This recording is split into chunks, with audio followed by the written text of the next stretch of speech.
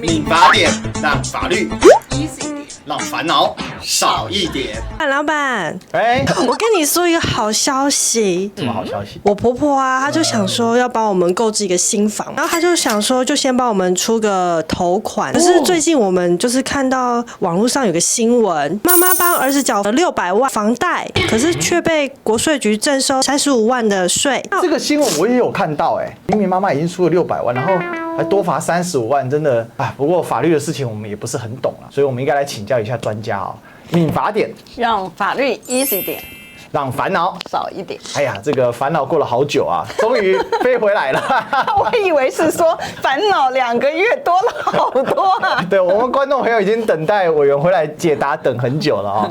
我还是要跟观众朋友道歉一下哈，因为大家知道这个2月份呢，是因为这个我出国的关系。像这一次啊，这到底怎么回事啊？600万的房贷帮孩子缴清了，结果被追税35万的赠与税啊，这个来了个善心，结果被罚钱哦。那大家觉得很冤呐，怎么办呢？委员，这个为什么赠与税它不是有一个扣打吗？那要怎么赠才不会被罚钱呢？这个其实是一个很重要的议题，因为天下父母心嘛，大家都希望小孩呢能够先有个稳定的生活，然后压力可以减轻一点。我们对于遗属的部分、遗产的部分，去年有说明过一次。那今天呢，我觉得这个赠与跟遗产它是2回事情。对啊，那观众朋友知道，我想可能有一部分的人了解，一部分人并不了解。每一年呢，你赠与的免税额其实是244万。对。所以你244万，你在这个范围之内的话，它是免税的。那你刚刚提到的那个媒体报道的情形呢？因为他帮这个儿子缴了这个600万的贷款啊，那原来这个钱应该是儿子缴的，那变成这个妈妈来缴的时候，就变成他等同于给了这小孩600万的赠与。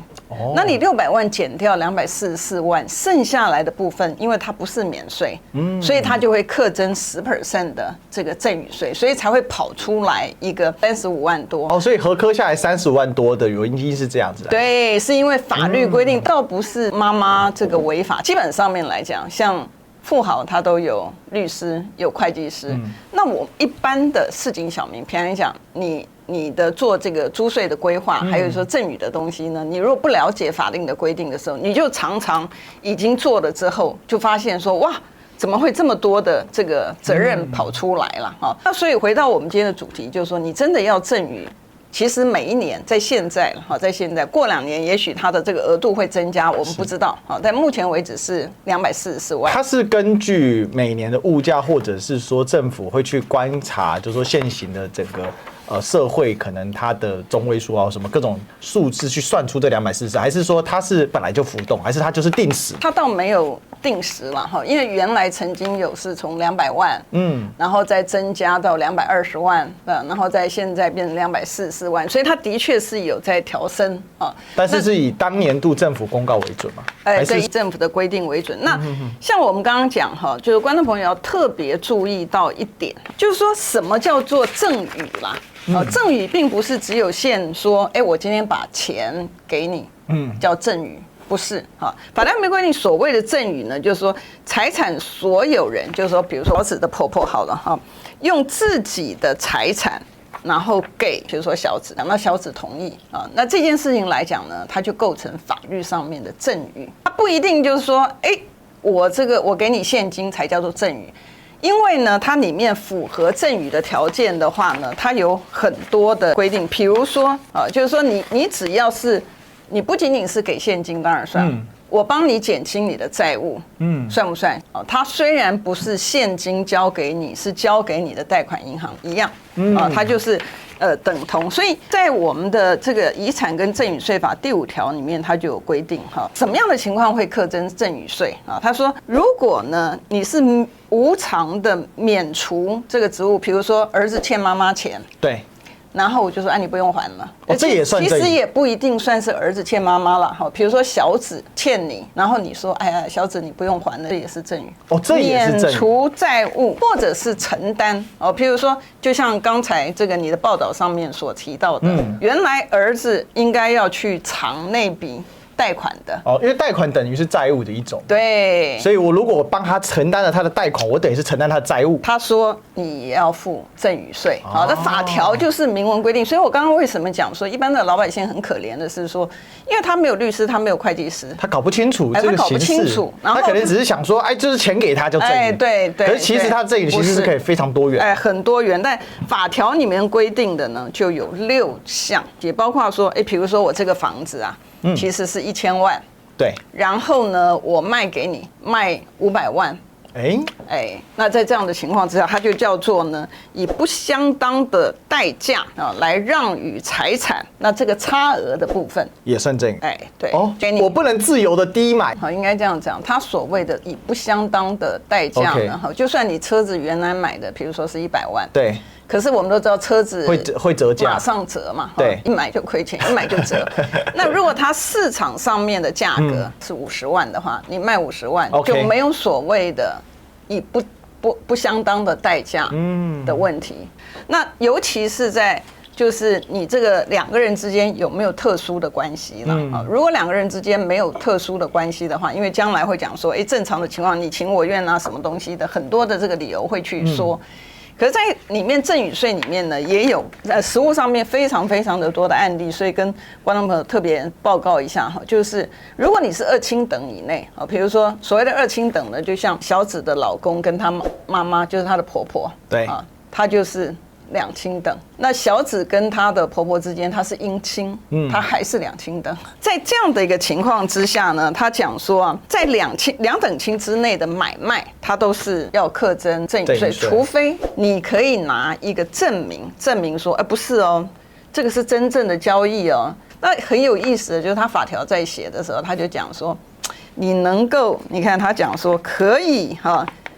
已支付价款的确实证明，好，也就是说，我卖给我儿子，比如说小紫的婆婆卖给这个小紫的老公，然后卖给，比如说这个房子卖了这个1000万，她老公真的去付了这个1000万，他们还会查金流哦，因为实务上面来讲，就曾经有案例是说，是啦，那个钱呢是儿子付的。可是去追那个金流，最后面呢追到妈妈，所以这个举证的责任在谁呢？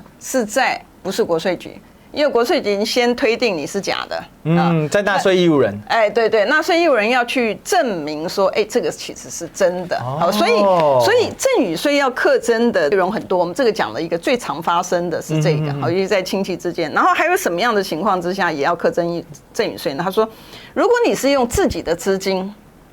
帮别人买房子，比如说小紫的婆婆，对，以这样的一个情况之下，用自己的资金无偿帮别人买房子的情况之下呢，这个资金他会把它当成是赠与的金额。比如说，他买一个房子是1000万，房子呢不动产它的价格，假设不动产价格是2000万，对，他会算的可不是1000万他会算的是2000万，所以他法条里面规定，你赠与的东西呢。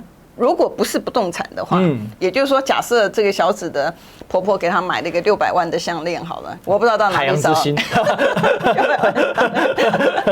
那600万减掉244万，那个部分他就把它当成是赠与。可是如果他买的是那个房子，那个房子呢又没有这个贷款。他就会用那个房子的价值。好，那其实我们在报纸上面呢也有一个这个例子。这个例子呢，我在看了报纸上面说的时候，我想，这个爸爸妈妈呢肯定是以前已经征询过律师或者会计师了哈，所以他知道这样做。他虽然是3000万的房子，可是他土地的公告限值再加上他房子的限值呢，它是1200万。那所以呢，他的这个金，因为我们刚刚跟观众朋友报告的就是说，如果你是自己出资金，对，如果你买的不是房地产，就按照你那个资金的金额来算。可是如果你买的是房地产的时候，就按照房地产的价值来算。但不动它合的价值是用你的公告限值，公告限值大家都知道，其实比你比较低，所以它有一个这个减缓的空间，有个价差了在那边。但这个不是我们今天要讨论的重点。我们今天讨论重点是这个爸爸妈妈很聪明哈，应该讲说他的律师或会计师很聪明了。他为了要节省这个，你想想看，这个3000万去算他的这个赠与税300万啊，对不对？就直接拿。可是他怎么做呢？哈，他的做法呢，就是3000万呢，他可以先扣掉244万，对不对？减掉244万之后呢，他做了一件很聪明的事情，也就是说，他不是把这个房子呢全部付清给他小孩，他把这个房子呢，他给了一个房屋贷款是1000万，对，所以他把1200万减掉244万，减到1000万之后，他的赠与金额呢是负的。哦，没有赠与，我懂了，因为贷款是用小孩子的名义去贷款，对，那但是后面会慢慢还贷款。他前面的时候买房子的时候含贷款，孩子，因为贷款的话不属于这个也可以转，但是它是一个债务上的转移，它不是一个价值上的转移。对，这就叫做节税了。也就是说，你如果不去做节税规划的话，他可能就付了300万。那为什么他可以扣除掉？其实是有法条的规定嘛。因为赠与税法里面第21条里面，它就明文规定你是可以把债务的部分扣除掉。那如果你不懂法律的话，当然你就不知道啊，你就送分题了。税务人员一定是用对税务人员有利的方式去解释，对，这个大家一定要知道。然后你看呢，如果你是两亲等之内的亲属的买卖的话他会推定你这个是假的，你是赠与，除非你可以拿出来确实证明了。那什么叫确实证明啊？那很有意思，你可能到法院打官司，你才能够，国税局可能认为你给的确实证据，他可能认为不确实哈。我不能去公证买卖合约吗？你可以啊，但他认为他还开所以假交易啊，是这样子所以我去找公证人做公证合约也没有不见得有用，你还是得跟国税局诉讼。如果他搞你的话，对我会这样认为啦哈。但是你的规划要做的滴水不漏，对，你要据理力争。就是为什么都要多看一下民法典，有的基本的知识你才有办法，不然你根本就不知道你怎么死的。对，应该这样讲哈，真的，例子跟讲没错。我们的行政诉讼，尤其是税务的诉讼，对，行政单位胜诉率高达90几%，这是真的，因为我在事务所待过，我知道。所以要前面先预防胜于治疗了。那我们要提到另外一个例子呢，也是一样，这个爸爸妈妈呢就想要把资产呢，这个房子给小孩嘛，结果呢，他知道说，我上过民法典，所以呢，简单来讲，二亲等之内的买卖呢，不可以的，还是要缴赠与税。所以她这个婆婆因为蛮干练的婆婆就讲说，那这样子好了，这个我公司里面有个这个员工那这个员工呢是玄，说这玄呢为人很正派所以呢这样子，我就先把财产呢就先卖给玄找第三方。但小璇没有钱给小紫的爸爸妈妈呀。对。可是小紫他们已经结婚啦，马上就要住啦，对不对？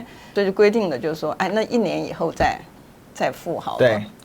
结果国税局呢就说，你这个是假交易，对，这是假的。你这个呢，只是它叫做三角买卖了。对，他就认为说，其实你就是掉进去，就是二等亲之内的这个交易，然后你又没有办法证明，为什么呢？因为你讲了半天呢，我最后面他去查那个钱的这个金流你没有金流。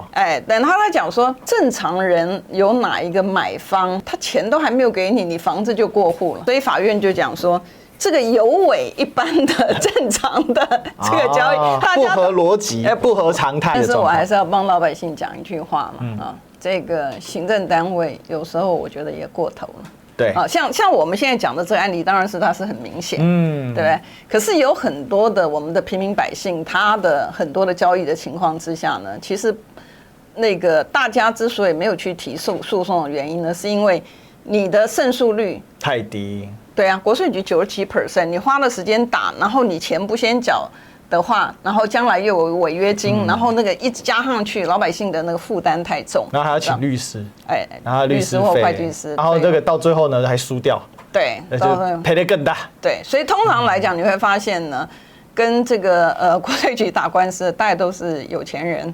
因为他请得起好的律师。不过这个是另外一个很大的课题了，我们有机会再跟大家聊一聊吧。对。但是我总觉得就是说，关于赠与这件事情，其实在我们的税法里面是很刚性的。对。然后它这规范，刚才委员就介绍了很多，希望对大家呢，在这个赠与的时候呢，要多加小心，最好去请教专家。对，要请教专家。多请教专家。那看了民法典之后，你有这个概念之后，你就知道。对，因为我们去年讲的是继承嘛。对。我们今天讲的是赠与。好，那以后陆陆续续因为这个税法的规定呢，它其实是推陈出新嘛，随时会变动，而且中华民国万万岁啊！真的万万岁！台湾的这个税法在世界是名列前茅的复杂。好，那我们今天民法典我们就聊到这里啊。那最后记得帮我们按赞、订阅、分享、打开小铃铛啊。然后呢，如果你有什么样的看法啊跟想法呢，也欢迎大家可以留言给我们。什么想听什么题？对，尤其你切身相关的案例啊，那甚至上新闻的，你都可以把链接丢给我们。对，然后呢，我们尽可能的维持周更